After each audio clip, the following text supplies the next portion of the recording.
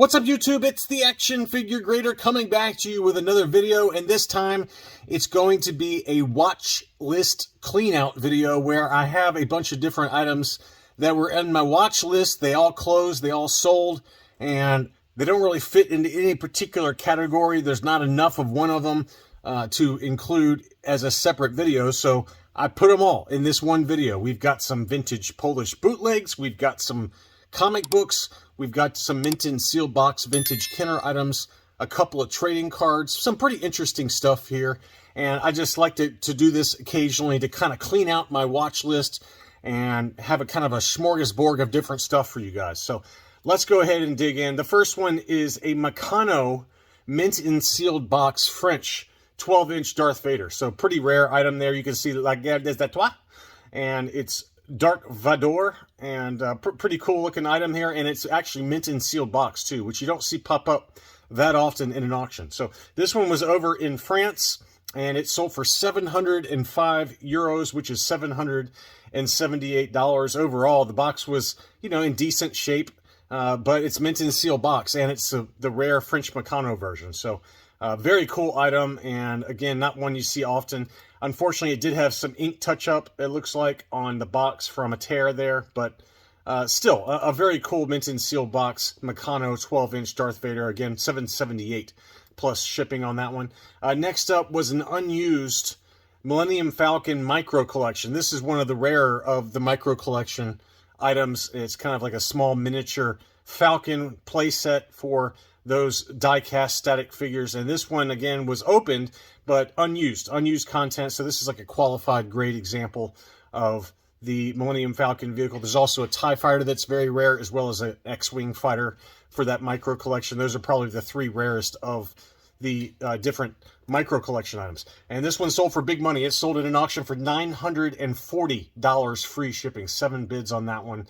So pretty rare, pretty expensive item. In high grade, I've seen these go for almost $2,000 before, so that's about half that price, but it's ungraded, probably 75 plus or 80 grade condition. Next up was a ESB vinyl carrying case with Yoda in the top right. There's also a Wampa version for this carrying case, and this one is still sealed, so it's still got the factory wrap around it and in pretty great shape overall. That one sold for $457 in an auction.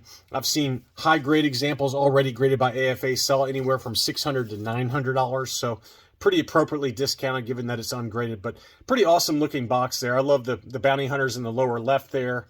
You got Luke on the Tauntaun, the AT-AT driver with the AT-AT, and then several other different scenes from The Empire Strikes Back. But absolutely fantastic art on the side of that carrying case. So $457 took that home. A couple of different trading cards I wanted to highlight. All three of them were very expensive ones. The first one is the rookie card for Luke Skywalker in a Stormtrooper disguise, graded PSA 9.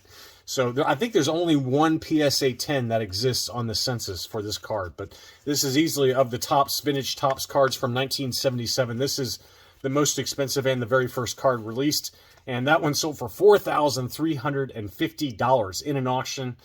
Beautiful looking card there. And then here was a Wonder Bread Darth Vader graded Gem Mint 10. Very tough to get a Gem Mint 10 on these early 1977 cards. And the price reflected that. It sold for $5,100 for the PSA Gem Mint 10 Darth Vader Wonder Bread card.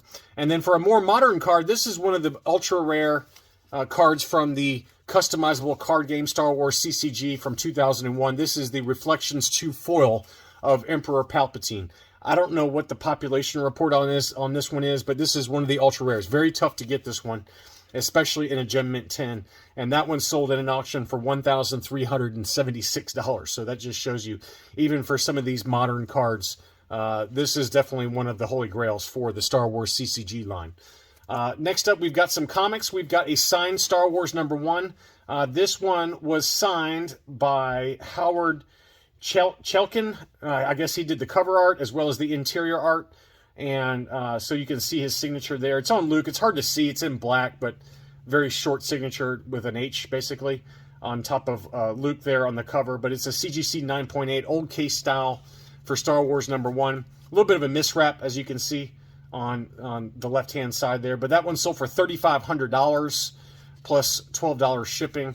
And that's kind of the cheapest price I've seen here recently for a Star Wars 1 in a 9.8, especially for a signature series. So this one looks like it did have some Newton rings. If you look at Darth Vader's head there, there's some obvious Newton rings going on there. So all of that combined, you know, the older case style, the miswrap, and the Newton rings, plus kind of the weird signature that you really can't see very well. It's on Luke there, right there. So it's really just like an H. So it's not particularly great. So all of those factors, I think, combined to make this sell where it did. But, you know, Comic Link, there's been a number of sales here recently that I'll cover in a video soon. And they were kind of ranging anywhere from $3,600 to $3,900 with a new K-stop. So pretty great looking example. Some more modern comics that sold. I think I covered a lot of these in my What to Buy video, but the first one is Star Wars Tales 23, which is the first cameo appearance of Darth Revan and Darth Malak.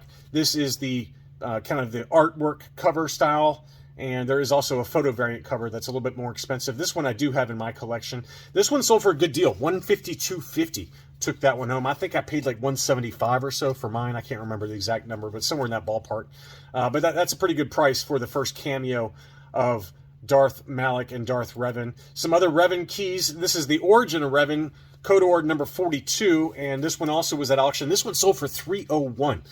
During the height of the comic book boom, this one was going for over $1,000, believe it or not. So that one has really come back down to earth. But now's a really good time to pick that one up. I think that's a very underappreciated book right now. Mainly it's overshadowed by this book, which is Code Ord number 9, which is labeled as the first full appearance of Revan, but you know, it's really just like a panel or two that he's in there. But pretty timeless cover. Another one I've got in my collection. This one's held its value a little bit better.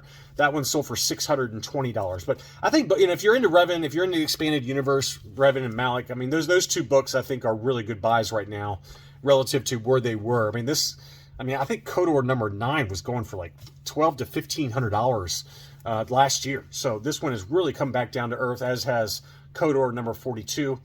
Clone Wars Adventures Free Comic Book Day, the first appearance of General Grievous in comics. That's another one that's come back down. This one sold in an auction for $200 in a 9.8 grade. That's a pretty good buy there. It was kind of hovering $220 to $250 or so over the last few months, but that's the lowest I've seen for that book in a while. Great cover art there, very reminiscent of the Tartakovsky style figures that were released by Walmart, the Walmart exclusives released by Hasbro. Next up, I've got some big boy items. We've got a Revenge of the Jedi proof card graded AFA 85+ for Luke Skywalker Farm Boy. Pretty immaculate, pretty incredible item. Now, it was listed for $7,500. The best offer that was accepted, actually, was $5,500. So I think that price is actually pretty fair relative to where this one typically sells for. And, you know, as we covered in the latest Hakes videos, these big boy items have really come back down in price a little bit, including the Revenge of the Jedi proofs. Pretty much every Revenge of the Jedi proof at Hakes was well below where they were selling for last year. But this one was, again, an AFA 85+, and it's one of the main characters, and that one did sell for $5,500. I mean, I would say that was probably more like $7,000 or $8,000 this time last year. So good buy on that one. Next up was a CAS 80 grade electronic laser rifle, mint and sealed box as well. So this is not a qualified grade, graded 80. And another very desirable item. It's got the Hoth Stormtrooper there with this has got the Return of the Jedi packaging. I believe there is also, don't quote me on this, but I think isn't there Star Wars logo or ESB logo for this as well?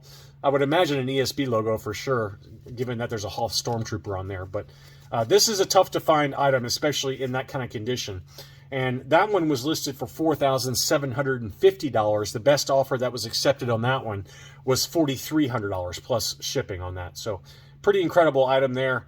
And that's one that kind of slipped through the cracks that I hadn't had a chance to cover yet in my What to Buy video. But it looks like it originally sold at Sears for $20. So somebody did very well to keep that one in such good condition and then get it graded by CAS. And they were able to sell that for $4,300. Best offer accepted. Here are those two Polish bootlegs that sold that I had in my What to Buy video. The Imperial Gunner, this is the 1995 third generation gunner. Pretty easy to find this example. That one sold for 72 pounds, which is 92 US dollars. And the AT-AT driver, most likely a third gen based on the paint scheme there.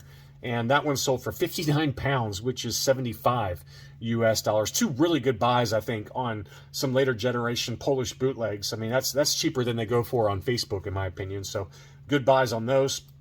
Next up, I do have one prototype I wanted to show. This is a first shot head pull and first shot torso pull for the Power of the Force 2 Bossk.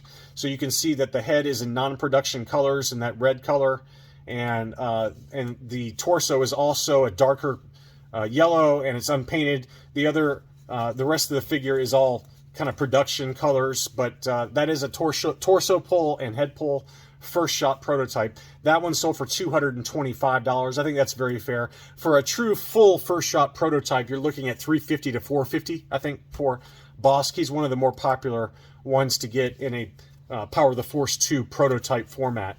So that's a pretty good buy there, $225. Next up, I do have two non-Star Wars items that I wanted to cover because they both sold at auction. They were big boy money. Amazing Spider-Man 238 in the direct edition in a CGC 9.8. I was curious to see, selfishly, where this one would sell because I do have this book in my collection. And this one sold for $2,025. And after accounting for shipping and sales tax, this one sold for a little bit more than what I paid for mine maybe 4 or 5 months ago, maybe 6 months ago.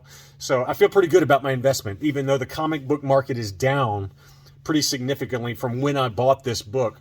It's held its value. So this one sold, again, for a little bit more than what I paid. But 2025 took that home. That's the first appearance of the Hobgoblin.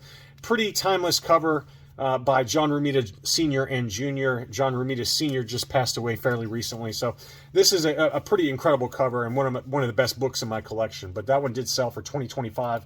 Another one on my hot list that I want to get at some point, probably next year, is ASM 300. This is obviously the first appearance of Venom and the origin, and pretty timeless cover by Todd McFarlane. This one was a 9.8 grade. That one sold at an auction for $3,600. And that one's come back down to earth a little bit. This one, I think, hit a peak of 6,000, somewhere in that ballpark.